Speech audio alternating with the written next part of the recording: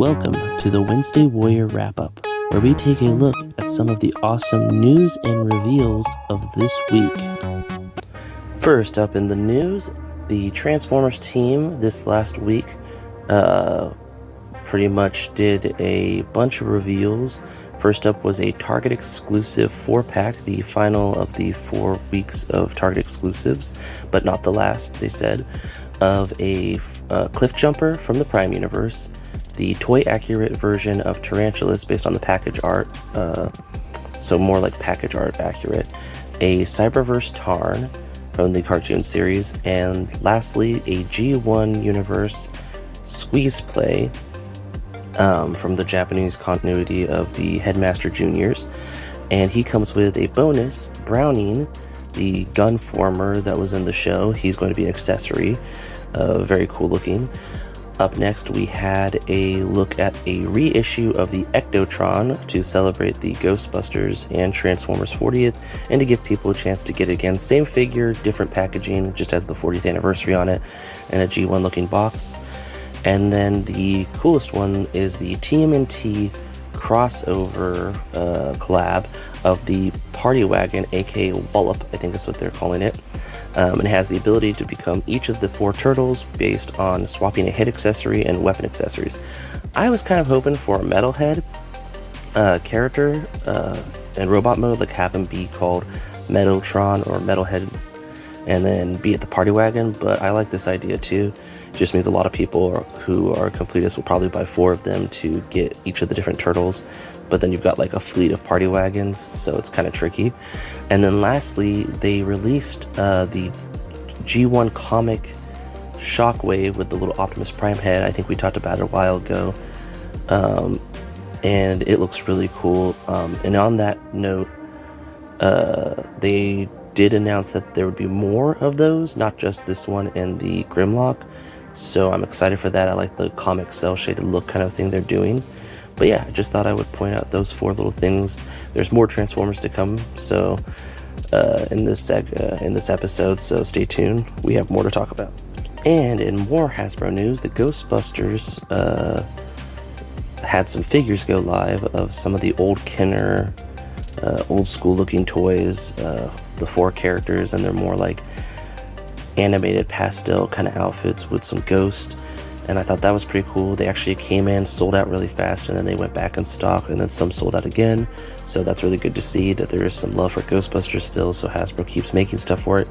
And then Marvel team announced that they're going to do a package refresh of a Deadpool and a Wolverine. I believe the Wolverine was originally from the little capsule they did of X-Men characters, and then the Deadpool was from the 2-pack a while back. But yeah, they put them back in, and Deadpool, of course, sold out. Wolverine is still available. I don't know if Deadpool has gone back in stock, but he sold out pretty much everywhere, which is kind of cool to see. But yeah, just those 2 little tidbits of fun little news that popped up over the week. Figured I would point them out. And the next couple of segments are going to be WonderCon reveals. WonderCon was this last weekend. So first up we have, it's mostly Hasbro McFarland stuff, but first up we have the G.I. Joe stuff, and we have here the retro carded Snow Serpent, Eel, and my most favorite one, the Beachhead. And I really like this version of Beachhead. He looks really cool. It's more classic looking. And then lastly, we have the Cobra Ferret driver with the Ferret ATV, and this looks really cool. I like the idea of more vehicles in the line. That's really what G.I. Joe kind of is like vehicles with the named characters and troops. So to get more ground vehicles that are kind of more compact so they can fit on the shelf and in the display, something to kind of go after the Vamps with the Hiss tank is really cool. But yeah, that's pretty much what they showed off. Nothing real new. Most of this was either pipelined already or announced already. It's just now we have the finished kind of what the toys will look like, with all the little details and everything like that, and the final paint models and everything. But yeah, just thought that was really cool that they kind of showed us off these characters. Kind of interesting stuff. There was some name drops of I think one character. I don't remember who it was, but you can find that on some of the G.I. Joe forums, but they're always kind of giving us some name drops or some hints at the end, so I thought that was pretty cool too. And in the same vein of things, after the G.I. Joe stuff, we have here the Transformers stuff, which I was very excited because we finally got a look at Studio Series 86 Swoop. And he looks really good.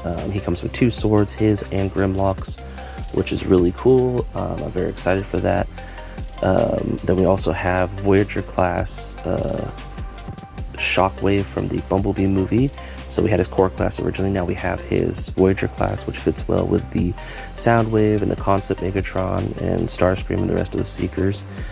And then we also had the concept art Bumblebee movie Sunstreaker, which is a deluxe class. It looks really cool. I always love getting a Lambo brother in one way or another. And in the same wave, his brother, but from another universe, the Transformers War for Cybertron Gamerverse Sideswipe will be coming out too. They're going to have the pre-orders up soon. So it's pretty cool. All 4 of these look really awesome. I'm looking forward to adding them to my Transformers collection. But yeah, I just thought it was really cool. They finally revealed Swoop and that he was able to kind of have extra accessories because he's that leader class price point. So they gave him some extra swords to kind of sweeten the deal since he is a kind of smaller Dinobot out of the Dinobots. And the Marvel Legends, Ryan was at WonderCon and he showed off the new Iron Man wave, which comes with 3 Iron Men, the Model 1 in gold, which I'm very excited to finally have, and it comes with a swappable head, the Model 20, I think it was, which was kind of cool looking. It has like some little fins on the back and everything, and then the Model 9. If I got those wrong, I'm very sorry. Which looks like a Mega Man Iron Man. I thought was really cool. And then they came out with Whiplash, Nefario, and then my favorite one in the wave, besides the Model 1 gold, She-Hulk, sensational She-Hulk with the purple onesie, and she comes with extra hands that are for holding a gun so she can bend it. So I'm already seeing some pretty cool dioramas in my head of She-Hulk grabbing a gun from a bad guy, bending it, and then like hitting him over the head with it. Maybe someone do a little stop motion of that or something cool like that. But really cool stuff. They did do a little accessory hint again, and they put on the table a thumbnail-sized Avengers Quinjet from the comics, and I don't know if that's a hint to a giant character figure coming out, like another giant man that's a little bit smaller, maybe more to the scale of the Super Adapter, that will kind of like be able to hold it. I don't really know what it's supposed to be a hint to. Maybe another Ultron figure that it will kind of be an accessory to, or maybe it's like Hank Pym or Iron Man with a small model scale version of the Quinjet and it's an accessory. Right now there's just all kinds of theories. If you have a theory, put it down in the comments below what you think this accessory is going to go to. But yeah, just thought it was really cool that they showed off this Iron Man wave. I was not expecting any more Iron Man carded stuff. I thought there'd probably be more X-Men or Spider-Man. Maybe something for like the, I don't know, a Disney Plus series wave or something like that. So it was kind of cool to see Iron Man stuff. And then McFarland had a panel and there was a lot. I mean, a lot of stuff revealed. The things that really jumped out at me were the Batman animated series stuff. Looked really cool. I'm pretty sure it's mostly kind of like rehashes of characters that were already out in the Batman animated series of toys that came out a while ago, but it's kind of cool for people that might want to collect it now that are having nostalgia for it. The Batmobile from the Christian Bale series was revealed. I thought that was pretty cool. And then 3 figures that I believe have already come out for pre-order, but I thought were really cool was the Classics Penguin and the Captain Boomerang, which has a really cool soft goods jacket and scarf, and then Starfire. And my only complaint with these 3 is that the chase for Starfire is Firestar, and I'm kind of like, oh, it's very rare that we get a chase that is like its own character. I mean, it makes sense. You've got a Starfire, paint her look like her sister Firestar, but now it's kind of like, now you got to really work hard to get her in your collection if you want Firestar, but they'll probably make like a new one in the future, so I'm not too worried about it. It's like Plastic Man when I talked about it. I'll probably just wait till they do just him in the future. But yeah, I just thought it was really cool. There's a lot more here. I'm gonna look. There's no way I could probably name them all. There's just so many. He went through a lot of stuff, and believe it or not, there's only a couple of Batmans in here, which is really incredible.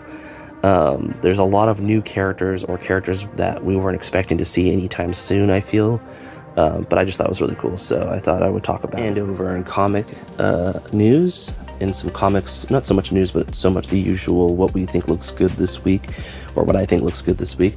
We have 4 cool comics. Deadpool #1. I don't know if this is a reset of the universe or the character again like they do sometimes with the comics, or if this is a one-shot.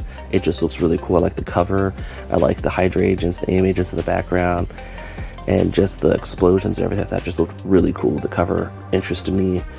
Haven't read what the story's about yet, but I'll do that when I get to my local comic shop. Second is the Power Rangers versus Godzilla, or Godzilla versus Power Rangers Part 2. And I read the first set of them, and they were really cool, so I'm excited to see they're doing a second set, kind of continuing the story. And then the third comic that I thought looked really cool was Spider-Man and the Shadow of the Green Goblin, which looks really cool. I'm excited to read that one, see what it's about. And then fourth and finally, Yosagi Jimbo, I hope I said that right. He's having his 40th anniversary, as we all know. A lot of 40th anniversaries this year. 84, man, great year. And so that comic looks really cool. I like the cover art. Always love that kind of animal samurais and stuff like that kind of feel of the comics. And then of course knowing that he kind of connects with the turtles and stuff like that is always kind of cool. But I thought these 4 comics looked really cool. Like always, don't forget to stop at your local comic shop, pick up your comics, support them. And for our creative spotlight this week, we have a look at a very creative customizer, painter of the Transformers toy line, Madformers. I've been following them for a while on Instagram. Their work is incredible. As you can see here, he elevates the deco of the figures and just chef's kiss. They're just perfect looking after he paints them. Honestly, it makes me look at some of my Transformers and go, I wish I could do the same thing to them.